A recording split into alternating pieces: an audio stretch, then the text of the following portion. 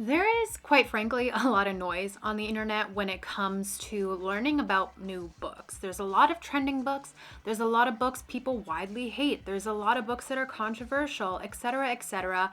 I love the book community online. I love sharing book reviews. I love listening and reading book reviews, but sometimes you just gotta pick a book up the old fashioned way. Walk into a bookstore or scroll on an online bookstore and just pick something because the cover's beautiful, because one of your friends recommended it, or even the bookstore employee recommended it. So today we are going to be reading without the influence of basically the internet, without Goodreads, without Book Talk, without Bookstagram or BookTube or any of those major book platforms. We are going to be reading some books the old-fashioned way. I have decided to take on the task of reading books without the help of Book Talk, BookTube, Bookstagram, any of those book platforms. These are books that I found in a bookstore without having heard of them through the internet. So I'm excited to take you on this journey. We are going to start with The Night Guest. I found this at a local bookstore. The reason I picked it off the shelf was because it had a half off sticker and because, quite frankly, I like me a pink book. The spine just looked very compelling, and when I picked it up and read the insert, it just felt really relatable. Aiden is in yet another doctor's office. She knows her constant fatigue is a sign that something's not right, but physicians dismiss her symptoms and blood tests don't reveal any cause. Chronic illness girlies rise up. When she talks to family and friends about it, the refrain is the same. Have you tried eating better, exercising more, establishing a nighttime routine? She tries to follow their advice, buying everything from vitamins to sleeping pills to a step-counting watch. Nothing helps until one night she falls asleep with the watch on and wakes up to find she's walked over 40,000 steps in the night. What is happening when she's sleeping? Why is she waking up with increasingly disturbing injuries, and why won't anyone believe her? I instantly bought the book based off that because that sounds really compelling. And also my husband and I both have recently gotten step counting watches because we just want to be more active. So it just felt very timely. And then when I went to pay for it, the woman working at the indie bookstore, and it's a horror indie bookstore, by the way, so this should be unsettling, but she complimented my choice and she said it was a very good, very disturbing read, and that's kind of exactly up my alley. So we are going to read The Night Guest. It is a pretty short book, less than 200 pages, so I'm really looking forward to reading this. I got my hot chocolate with dairy-free whipped cream, and I've got the fireplace going. I'm feeling very cozy. Let's dive in.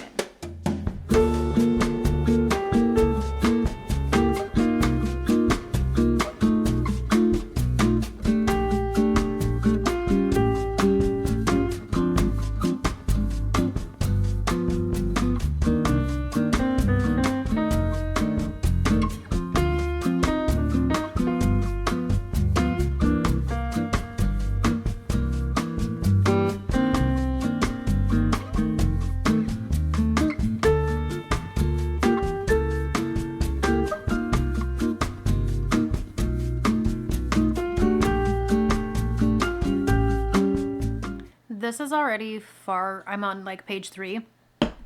Already far too relatable, just my experience as a woman with chronic health issues going to the doctor and being completely dismissed. Like, oh, girl, I feel you. I feel you. It's a really tough spot to be in. So.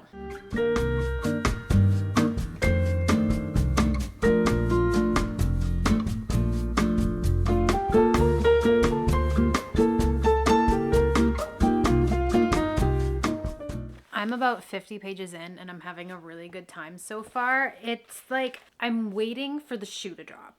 Like I'm a little well, obviously, like according to the blurbs, like a heart-pounding read wraps its icy fingers around you and pulls you in. Like I'm waiting for the shoe to drop because right now it's just this woman is struggling with her health. She wakes up feeling tired and sore every night. She buys a step tracker and it's like you're walking 40,000 plus steps at night. She is trying to figure out what's going on. She tries something that I'm trying not to give spoilers, but I just want to give context. There's like this moment where she finally wakes up feeling good. One night, she says, I get to my feet, my eyes fill with tears, and then I start laughing, which is so relatable if you've ever had I don't want to just label it as only chronic pain or chronic illness, but if you've ever like felt sick for so long and then you get a little bit of relief, it's like kind of a hysterical reaction. So I relate heavily to that. But of course, we're only 50 pages in, so this good feeling is not gonna last, and I'm a little nervous for my girl, but I like, it's so intriguing, and I can't wait to figure out what's going to happen next.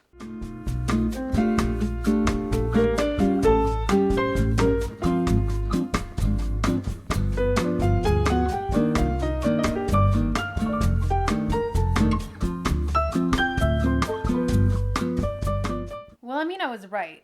The good thing couldn't last. In fact, things became horrible in the immediate next sentence. Now I'm just holding on for dear life. Like, the chapters are all very, very short. They're little vignettes of what's going on, and it's like, what's happening? It's so eerie and unsettling. I love it. This is exactly up my alley. I'm having a great time. I am over halfway down the book, and I can't put it down. I have to now because I actually need to go and make dinner. I'm starving, but I'm over halfway through. This is so intriguing. Like, the chapters are never longer than like 3 pages, but then there's some that are like this, that are like just little blurbs or little notes. I'm going to call them vignettes of like what's happening or what are her thoughts. It's so, I can't talk, like, I don't want to spoil it because so far I think I'm going to be recommending this book, but like the mystery is mysterying. It's really compelling, and it's fun that, like, hello, that I'm on this journey with her, as like she's got no idea what's going on and I've got no idea what's going on. So it's like we're figuring it out together, and that's really fun.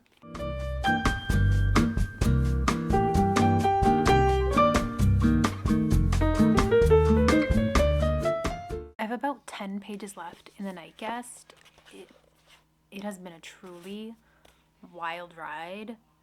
And it's been like really, really easy reading because there are a lot of chapters like this. So I'm just like flying through pages because there's not a lot on the pages, which honestly I'm not mad at because then I can read more books. But I will say, slight spoiler, but also trigger warning, is there is some animal cruelty in this book. I was not aware of that beforehand, or I probably just would not have picked it up. So I don't like that. It's obviously like the mystery of what's happening to this woman at night. Yeah, not a fan of that. At least they're not showing it on page. But I don't like it. So that's probably what's going to play a factor into the overall rating. I don't think that it's a terrible book because of that. I'm somebody who doesn't think that that's something that is necessary, like, ever, even to show somebody's terribleness. I just don't think that's should be a thing. But anyway, I have less than 10 pages left, and I have no idea where this book is gonna go. So we're gonna quickly finish this, and I will let you know my overall thoughts as spoiler free as possible.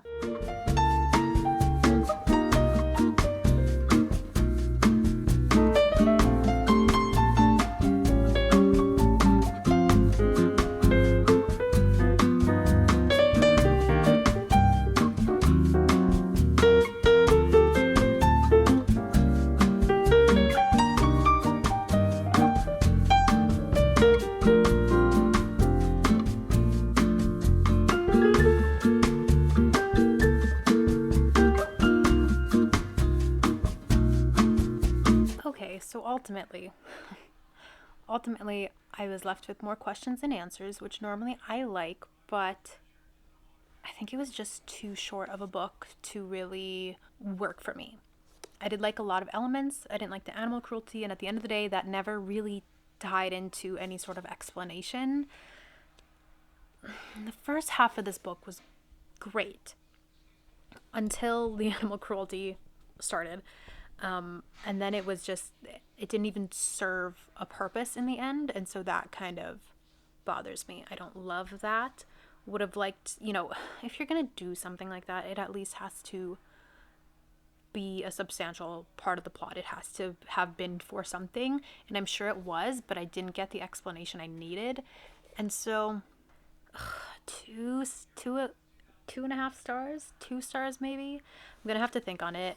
It's one of those things where, you know what? No, I'm gonna have to think on it. Would not recommend if animal cruelty is something that's gonna bother you, like it's gonna bother me.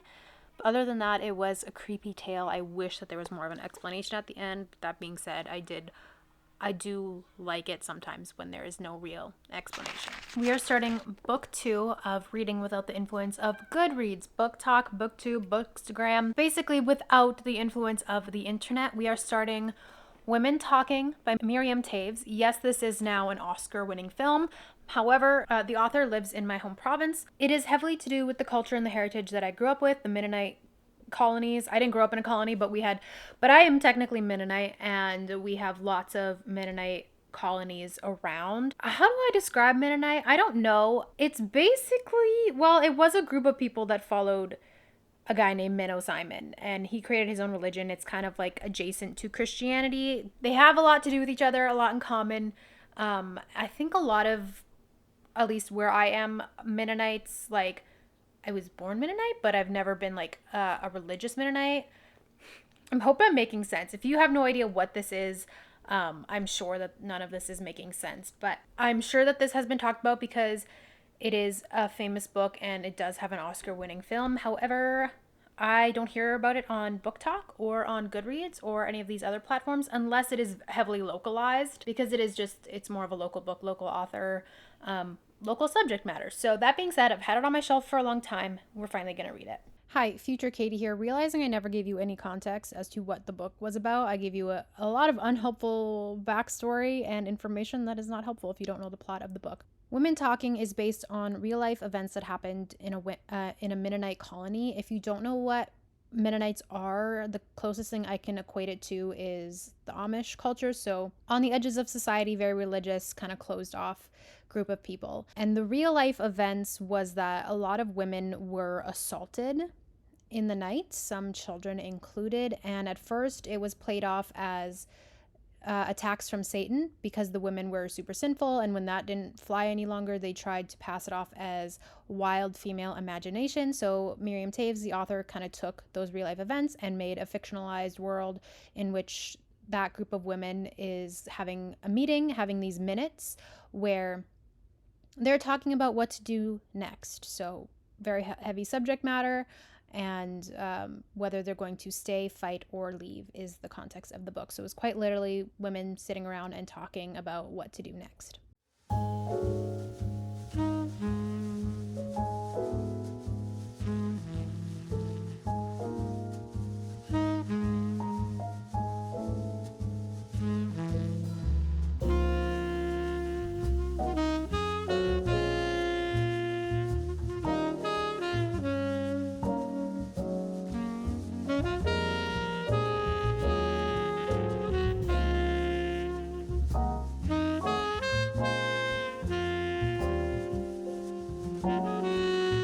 I'm more than halfway through Women Talking, and while I was a little bit nervous the first 50-ish pages, I don't want to say we're boring, but they felt a little bit slow to me. And I mean, obviously, like, it is quite literally a book about women sitting and talking, or standing and talking. The women are talking, quite accurately named, and it's not that it wasn't interesting, it was just slow to start. And I don't think that that's like, I don't know, some books just are a little bit slower to establish what they need to establish, and that's fine. Once I definitely, like, some books are so slow where I'm like, okay, I know that this isn't going to get any better and I'm going to DNF it. That wasn't the case here. It was just slow. I knew it was going to pick up because I know the subject matter of this, and it relating so closely to, like, the heritage and the culture that I have grown up with. I was going to read it anyway. That being said, I'm over halfway now, and I think it's very hard to put down. It's one of those books that doesn't have chapters, so there's really this over halfway is where I finally got to, like, this break point where I felt like I could pause for the day, but it is definitely not, like, it's definitely picked up, and it has gotten very, very interesting. It is hard to describe it as a book, and maybe that just makes me inadequate, but like I said, it is quite literally women talking. Their experiences, the what ifs, their faith, the things that have happened to others in the community. And there are some, I don't know, no, not even really flashbacks, just kind of retellings. So it's not like an action book where it's like they're doing this, they're traveling, they're going here, they're doing this, blah, blah, blah. It's them sitting around deciding what to do about these vicious attacks that have been happening to the women in the community. Their options were, stay and do nothing, stay and fight, or leave. And so they're having this debate, the conversations are fully fleshing out what are we going to do because of these violent attacks that have happened to not only the women but to the children. Found out, and like, slight spoiler, I don't know, found out that the youngest girl that was attacked was 3 years old. So that was heavy and hard, but it's been very hard to put down. So I'm really enjoying that. I just want to keep reading. I'm like, I'm rooting so desperately for all of these women, so I'm gonna keep reading.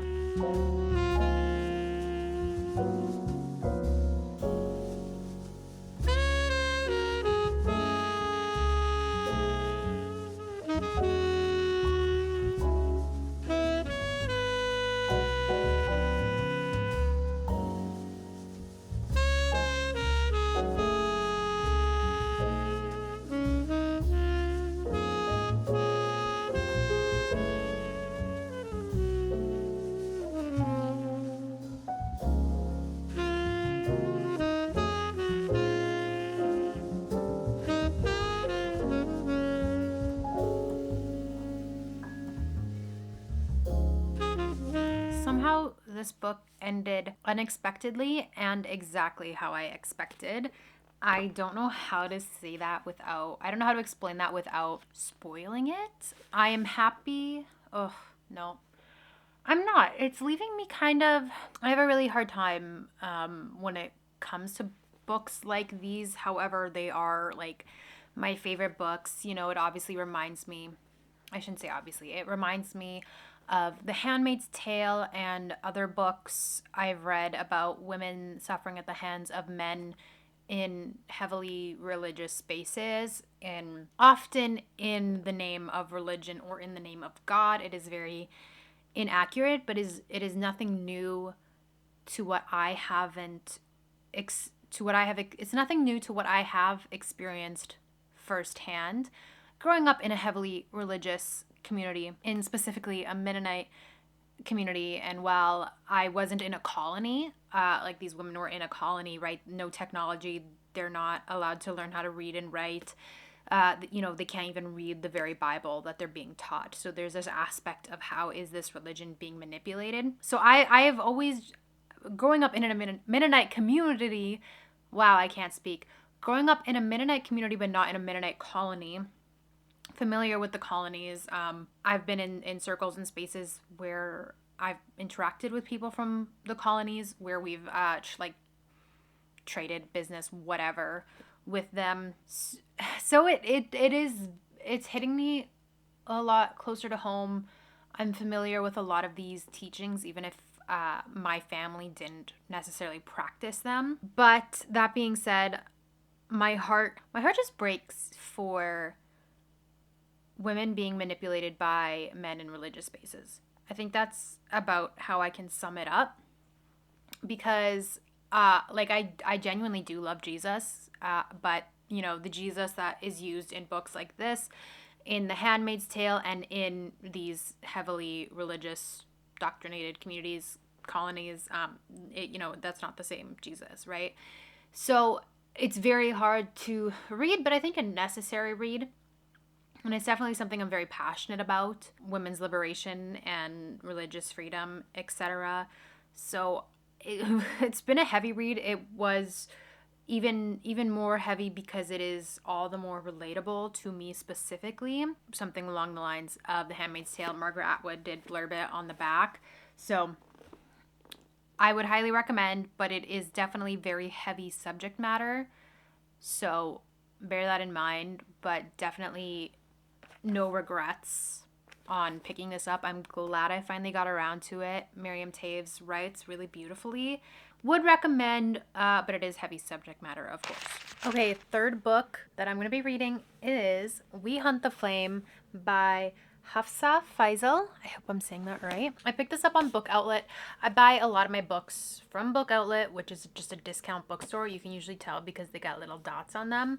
They're just like overstock or books that couldn't sell, etc. They're usually all in really good condition. But anyway, I spend a lot of time just scrolling through my favorite categories, and this one stopped me in my tracks because it's gorgeous. It's gorgeous. So I'm excited to read this. It is a beefy boy. It is a beefy boy. It is what? Over 450 pages. 470 pages, which is, I haven't read a book that long in a very long time. I've been reading a lot of short books so I can read more. But I also haven't read a fantasy in a hot minute. So I'm excited to settle down and just kind of like sink my teeth into a beefy fantasy. I don't actually know if this is a part of a series or anything, or if this is, I don't know if there's a sequel or not, or if this is a standalone fantasy. But anyway, this is about our main character, Zafira, who is a hunter. She disguises herself as a man to go and hunt in like the dark, eerie, cursed forest to help feed her people. Because if she did it as a woman, her accomplishments will be rejected. There she meets Nasir, the Prince of Death, who assassinates those foolish enough to defy his autocratic father, the Sultan. They're both legends in their own right, but neither want to be. War is brewing, and the forest sweeps closer with each passing day, engulfing the land in shadow, while Zafira embarks on a quest to uncover a lost artifact that can restore magic to her suffering world and stop the forest. Nasir is sent by the Sultan on a similar mission: retrieve the artifact and kill the hunter. I think we can only assume that they're gonna fall in love. I really hope so. They could pull a fast one on me, and that might not be, but I'm really hoping that they fall in love, because that's just kind of what I'm craving right now. A fantasy and an enemies to lover. Like, if he's sent to kill her and they fall in love, first of all, we got like a Mulan situation where she's disguised as a man, right? So we got layers. And then hopefully we're gonna get true enemies to lovers, because listen, if they don't want to kill each other, then it's not true enemies. Like, if I've seen way too many fantasies where it's just like they mildly can't tolerate each other. It's just like they're mildly annoyed with each other. That's not enemies. Give me enemies. So I'm really hopeful that this is going to be everything I need. I'm really looking forward to diving into this. It might take me a minute. The print is kind of small too. Small and long pages, so let's see how this goes.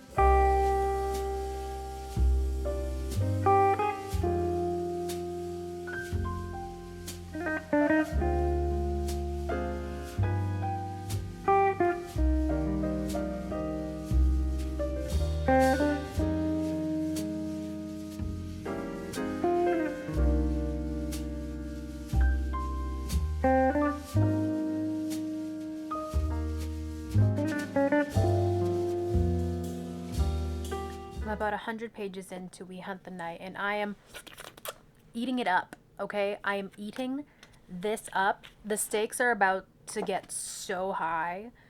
I'm so excited. Okay, I understand. I can't complain because there's been a lot of world building.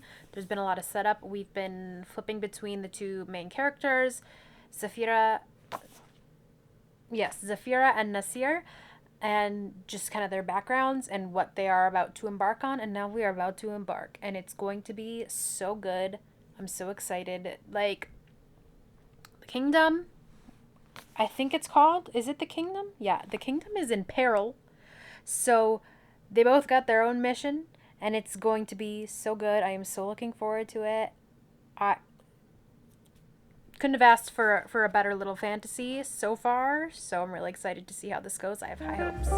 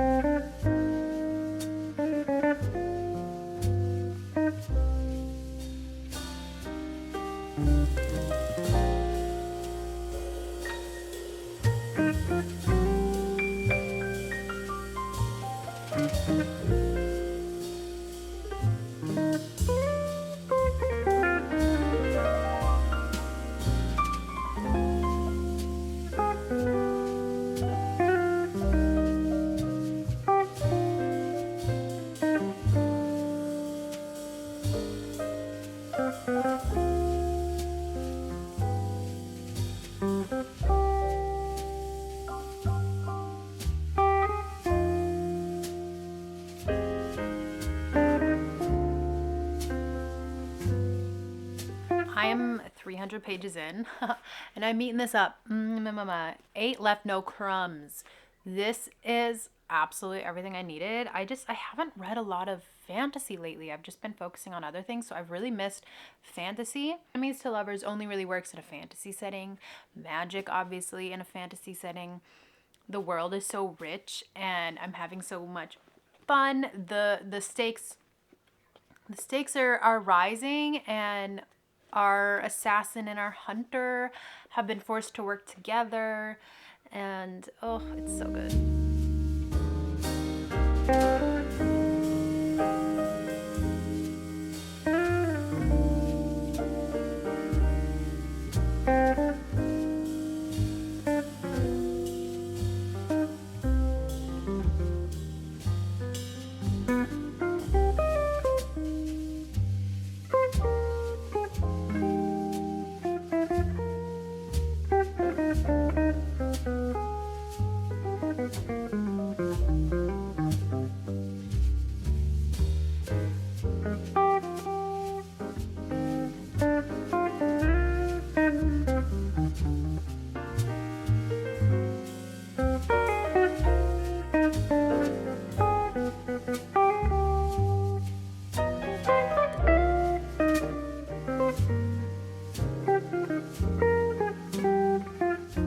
Guys, I have about about 15 pages left in We Hunt the Flame, and I have not been able to put this down, and when I've had to put it down, I have not been able to stop thinking about it. I can't remember the last time I have been like this enamored with a book, specifically a fantasy, and like I've been reading pretty good the last little while. Like my last 4 or 5 books have all been like 4 or 5 stars. Like I've been reading good this winter. However, I don't know, guys. Something about this is just, I'm totally gripped. I am so invested.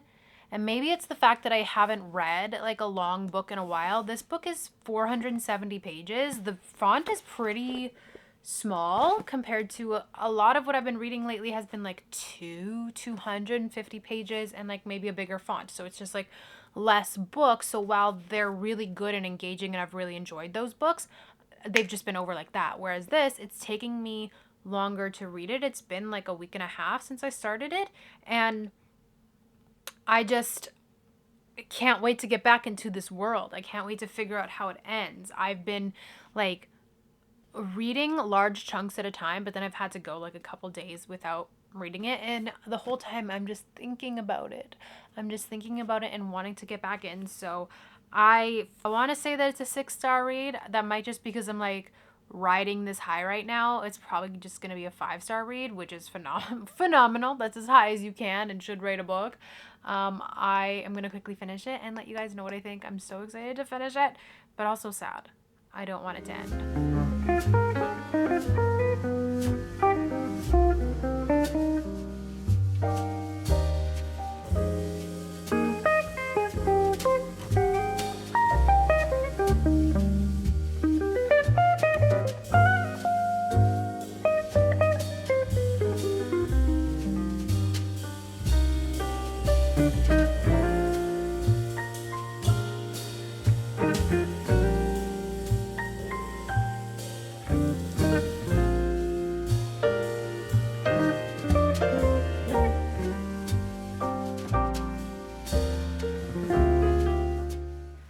I don't know why I thought this was a standalone. There's a sequel. There's a sequel, and I kind of need it immediately because what was that ending? Good, but a lot of cliffhangers. We set up a lot of stuff that didn't get resolved, and I needed to be resolved. Oh my gosh, guys, I actually can't remember the last time I've just been like this obsessed, this like immersed in a fantasy, and I need to read the sequel immediately. Thank you guys so much for watching me read some books that I found via bookstore employees, via friends, or via just scrolling on an online bookstore. I hope you guys enjoyed this video and maybe got some book recs out of it. Sorry, my cat is bumping the table. If you want romance book suggestions, you can click over here. If you want to watch me read a book in an entire day, you can click over here, and I will see you guys next time. Bye.